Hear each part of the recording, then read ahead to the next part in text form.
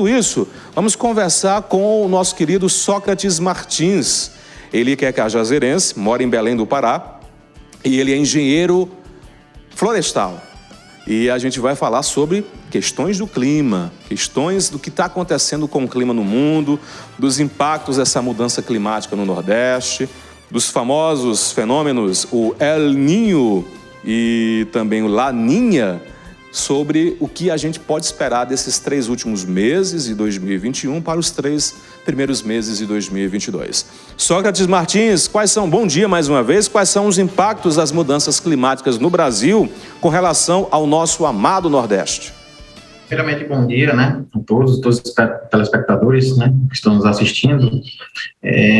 Primeiramente, acho que falar de mudança climática hoje em dia já faz parte do roteiro, do nosso país e do mundo, Estamos à beira de um colapso, mundial, onde praticamente todas as pessoas, elas não estão dando a certa importância, no que deveria ter, E nela, como nós vemos acompanhando nos noticiários ultimamente, sobre essas mudanças climáticas que estão acontecendo no Brasil e no mundo, o que é que podemos até falar sobre as mudanças climáticas que acontecem no nosso Nordeste, que já é tão castigado com essa seca por si só, agora tende mais a aumentar com a ação do homem, na verdade, uma das principais, a redução dos recursos hídricos, que já temos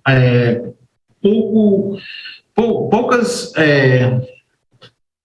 condições de criar políticas públicas para a gestão de recursos hídricos, E com a ação do homem, essa tendência da hidrografia só tende a piorar, com o desmatamento tanto da flora local do nosso Nordeste, quanto a da Amazônia.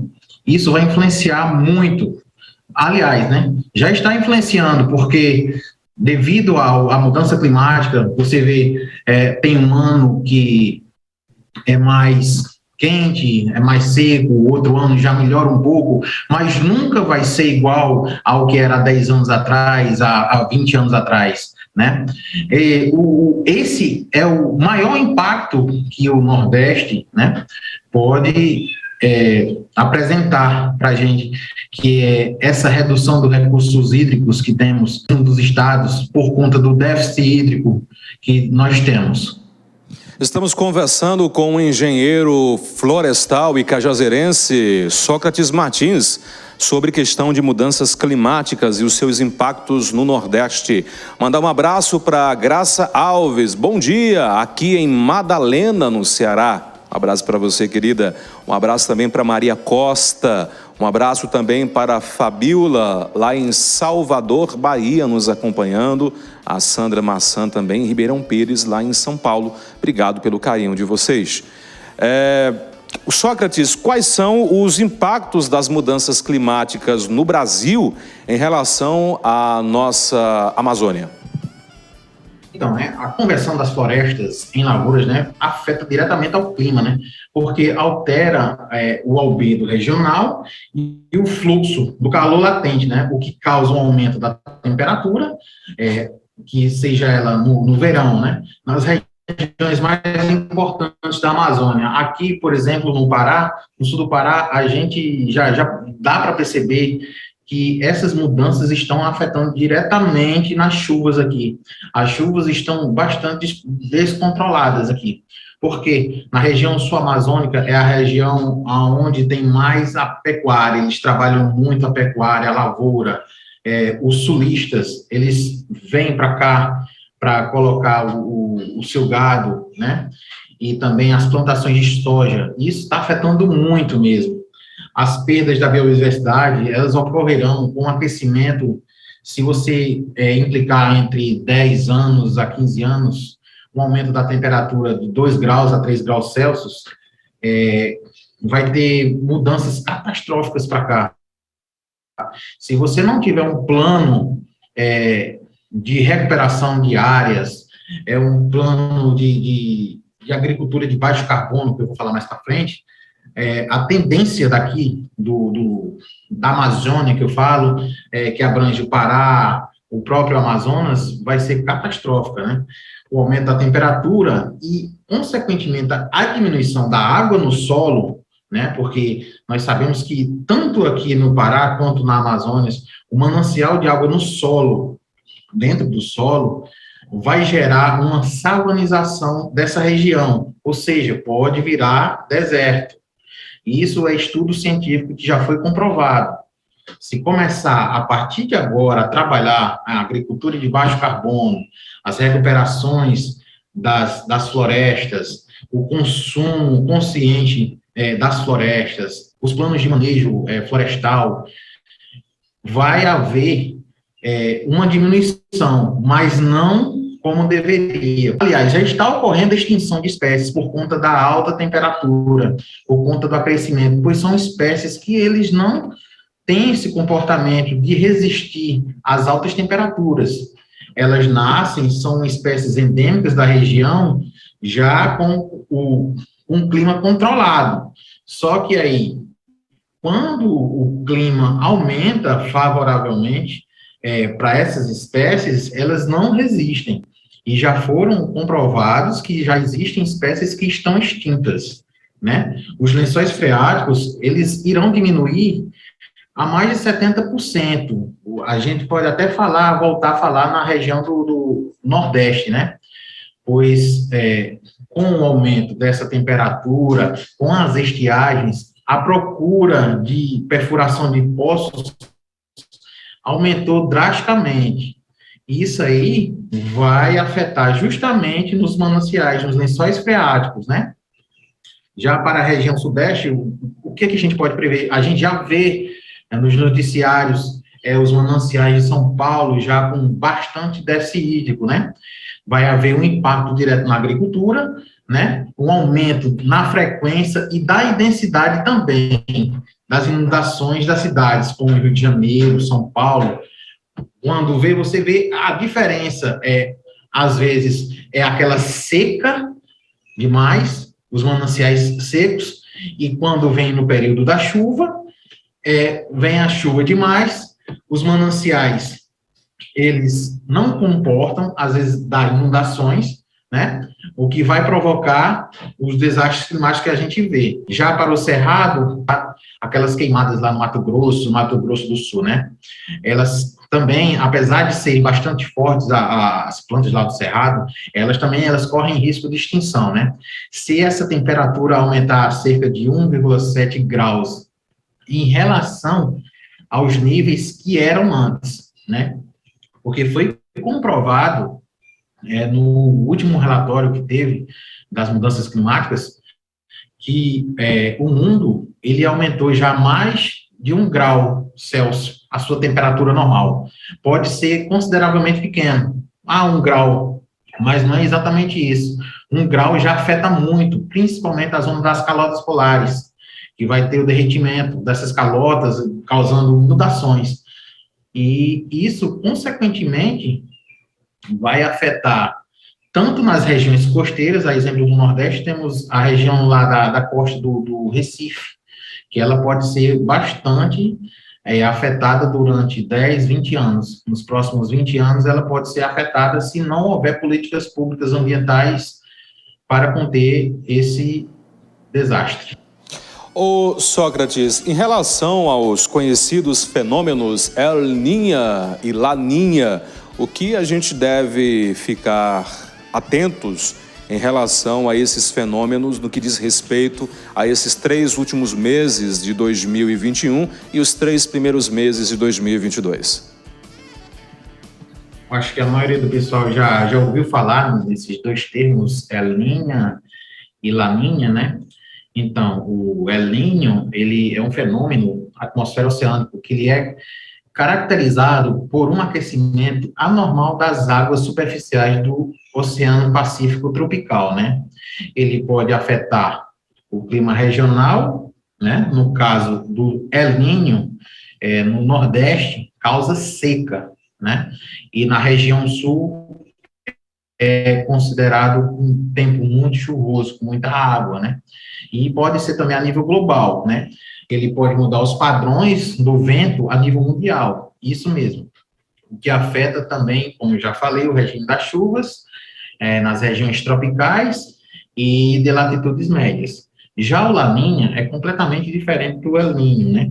Ele apresenta como característica oposta do El Niño, que é o esfriamento anormal das águas da superfície do Oceano Tropical. Já para o Laninha, vai favorecer, digamos assim, ao Nordeste, já que quando apresenta o fenômeno Laninha, ocorrem mais chuvas no Nordeste e secas na região Sul, né? Os pesquisadores, esse ano, eles já procuraram saber como é que está as informações acerca do Laninha e El Niño, né? Já para esse ano 2021, o Laninha, ele começou junto, agora na primavera, eu acho que no dia 22 de setembro, né? Ele afeta a regularidade das chuvas, né? Na região do centro-norte. E como tendência para os próximos 4 meses do próximo ano, né? Que vai até abril, no máximo até maio, né? Para a região Nordeste, os volumes das chuvas, eles podem ficar na média ou pode até superar. Isso para a gente é bom, né? Para a gente é bom.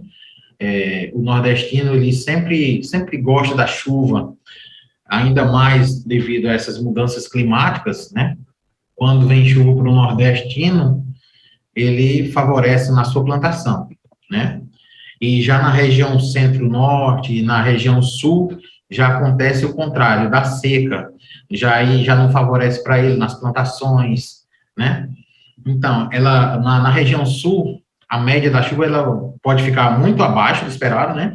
Nas regiões de São Paulo, Mato Grosso do Sul, durante os meses de outono, são iguais. Aí vai diferenciar um pouco da região do sul do Piauí e do norte da Bahia, que essa região vai ser um pouco abaixo do esperado. É bastante preocupante isso, Sócrates, mas tem outra coisa que a gente está aqui analisando, o que levou a essa onda de frio em algumas partes do país, calor e seca aqui no Brasil? E a alteração climática, ela é um fenômeno natural, mas o que é que pode ajudar a piorar, né? A piorar. Então, a ação do homem, né, as agriculturas de alto carbono, teor de carbono, queima, as indústrias que soltam CO2 no céu, né, ajudam a ter essas mudanças climáticas de forma acelerada.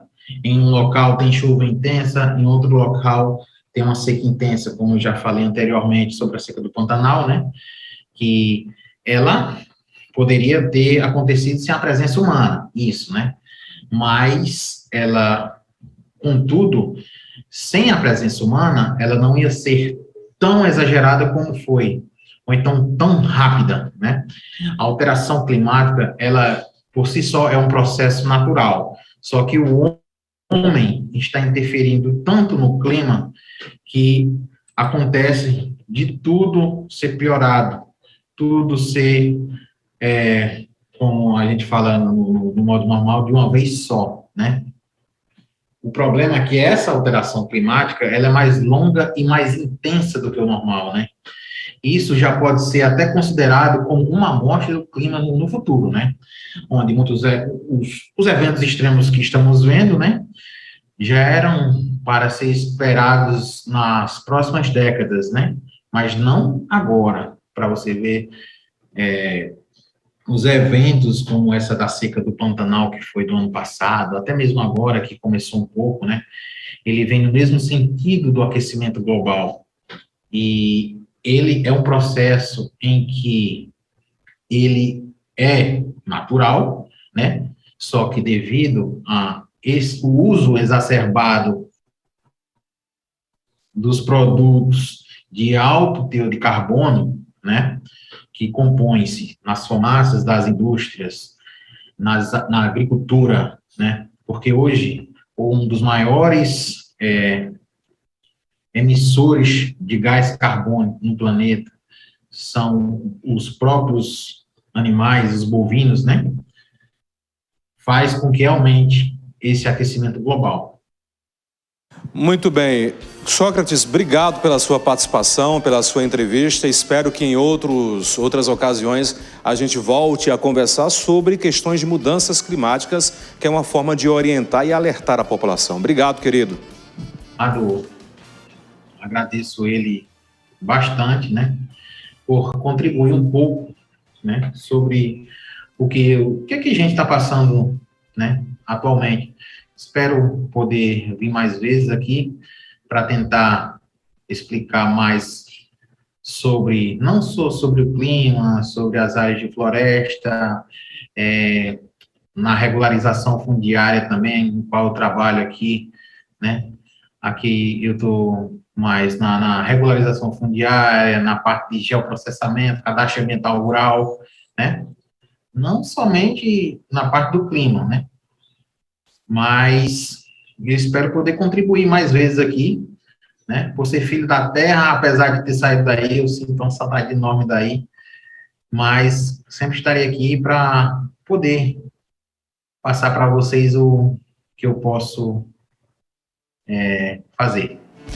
Obrigado, meu querido Sócrates Martins, competente engenheiro florestal, trazendo para a gente aí uma aula sobre as mudanças climáticas que estão acontecendo no Brasil e principalmente no Nordeste.